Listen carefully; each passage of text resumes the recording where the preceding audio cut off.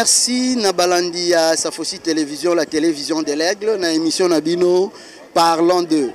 Na émission Parlons d'eux, Lelo, Tozali, na commune ya Selemba ou non loin ya prison Makala. Raison Nabiso, Toye, pour na annoncer qui déjà que Franck Diongo, le soldat du peuple Azobi Malibanda. Mais tu commis sur place, Franck Diongo a bimité et commis pour na lobby. Alors, pour te landaka information, te lukaka information na source, na numéro na bino ya lelo, toza na deux invités. À ma droite, tu as na journaliste, azo répondre na kombo ya Ange Kachila. Bongo na gauche na ngai, nazali na journaliste Karini Ivili. Na bango mibale tolingi, toyoka un peu d'impression na bango, commentaire na bango par rapport il y a journée à l'élo, par rapport il y a affaire la libération de Franck Diongo, par rapport il y a décision, il y a mesure de grâce Oyo, le chef de l'État Félix Tshisekedi Tshilombo Antoine Alekaki Kozwa Yatsela 12 jours si je ne m'abuse pas. Mbote mwana mboka Ange. Mbote papa Serge Safosi TV. Na Oyo et Salami Lelo ezalaki prévu que Franck Diongo abima, mais Franck Diongo abimité. Yo tant que journaliste analyse na yo. Omoni yango ndenge nini? Est ezali influence moko. Il y a main noire et autres talibans des sala ba manœuvre pour que Franck Diongo abimate ou bien ezali nango influence moko ou bien Franck Diongo pas obimana été analyse na mwana mboka. Mwana mboka merci na motuna kitoko pamba te. Mwana mboka Antoine Tshilombo Tshisekedi o babenga na mokuse fachi apesi biso penza ndingisa liberté ya koloba o tokoki makoki toza nango bosenga ya koloba nde to pese penza botondi état de droit senga ki biso na yango na eloko etali bobimi libération ya Franck Diongo e kosala bobangi te pamba te mwana mboka Antoine Tshilombo Tshisekedi akosala ba jeté tomoni Lumea déjà asispa doyoki Lumea tomoni déjà eloko esala milier so eza ke na mutu o alinga dévier décision du chef de l'État, en tout cas, tu as le sorte qu'il y a un maboko. Pas mater état de droit, il faut que nous ayons droit.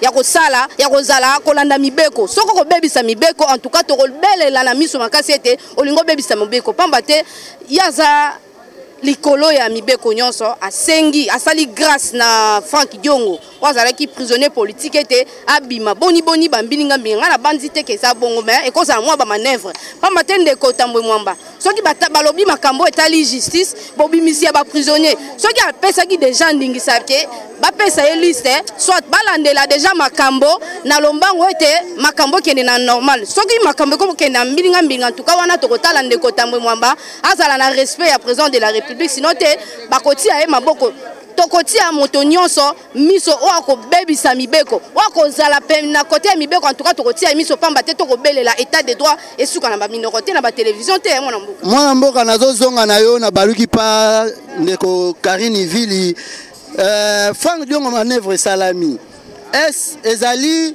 impression to Kabila azana sima ya makambo yo ou bien ezandenge nini analyse na yo journaliste mwana mboka Karini. Merci beaucoup papa Serge.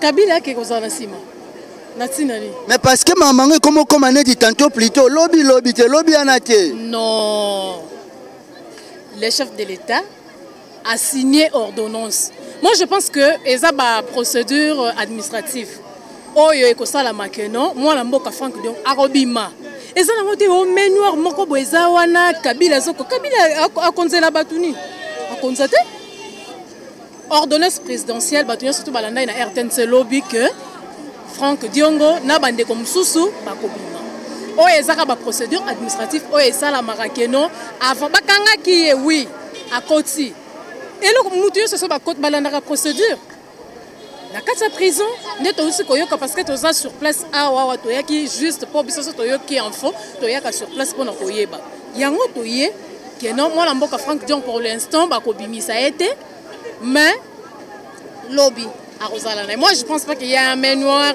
oh non Kabila azo sala babilo ça le te po Fatinde Mokonzi à lobby a signé ordonnance que akobima alors mamu ya mbilinga mingono et tout ba mamu non moi je pense pas que c'est le mot ya nité je sais que Franck Diongo akobima lobby mais moi na mboka yoza mopanzi sango Ce qui est la logique, depuis que le président de la République, Félix Tshisekedi Tshilombo, a pesaki ordre à Lobaki, ça a pris du temps, 10 jours, mais les lots légèrement dépassé 2 jours.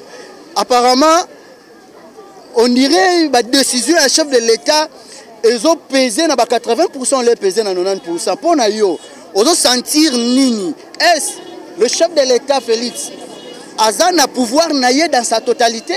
Ou bien Azali ko exercer en partiel, mais aussi à négocier sortir à mon amboka Franck Diongo. Papa a quoi négocier le côté. Il est chef de l'État.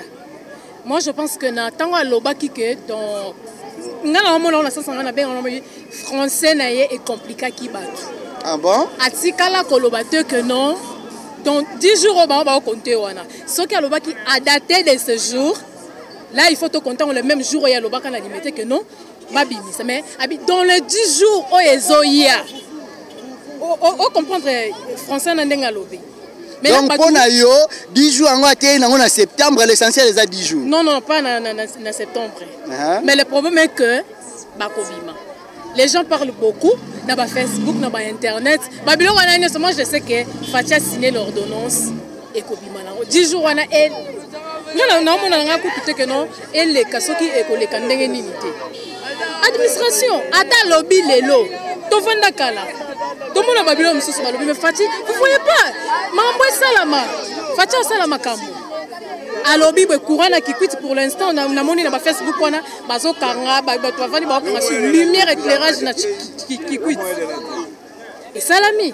Alors quand il a dit que à Kobima 10 jours on a content on tende ba to lo bebele bon ngai pa nga les choses que a Kobima. Donc pour nous l'essentiel que Franck Diongo a Libanda na 700 prisonniers politiques au Barobima wana bako nde ba lo ba mambu ya Edi Kapen bazolandela mutu moko likambo Franck Diongo eza ya Edi Kapen te eza ya diomité donc mutu la mutu za likambo na si aujourd'hui que ba si Franck Diongo abima yépe ba kolandela procédure na ye akobima. OK, merci tozongi epai ya Ange Kashila journaliste oyo a tambola kapona kozwa ba information.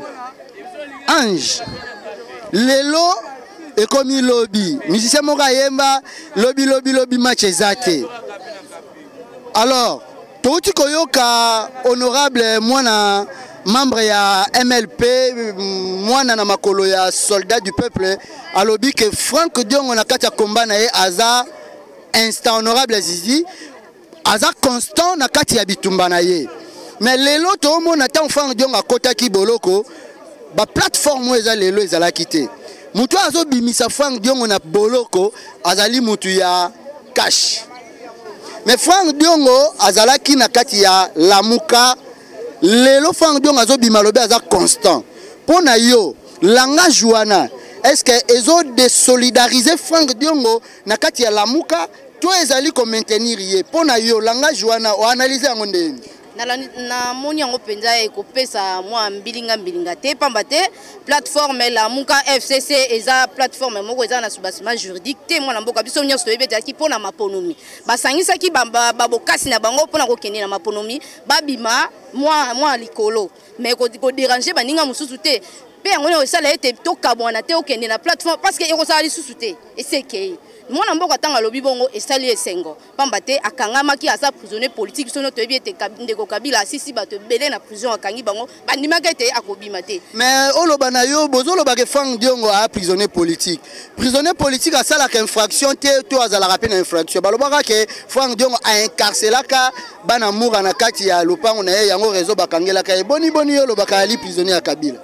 Mwana mboka biso nyonso toyebi makambo ndenge lekaka na Congo yo na bandi na kobete yo lisolo te pamba te yo so mona oyebi makambo elekaka avant lokwa to kobenga état de droit za mpepa sika batika ndeko Antoine Tshilombo Tshisekedi to meka ko tchaye maboko to tchape miso likolo liso moto nyonso asala musala na soki alobi ete dans 10 jours ezoya il faut na bimisa ba prisonnier politique mais ezate ya banomé ba papier akie nango na bureau parce que mwana mboka Franck Diongo bakangaki na ma ya pamba te na maloba te bakotaki na bureau par bureau dossier yaki ba signer nyonso ekoti mais pour obima bongo il faut mikanda ko kota bureau par bureau bamba te akongi ne koloba loko aza mokonzi aya bimisi Franck Diongo lobi soki pouvoir recueillir ba kozongi c'est pas mbate mikanda on etikala il faut basala moi protocole d'accord mo boy na yango na makambo ko kede malembe tozo sepela na démocratie ya boy bamba te kala to bande ko sala émission politique na balabala te soko sisi boy anera olando na sima na ba caméra na bino bo cheche bo banga ete ba okanga bino boke na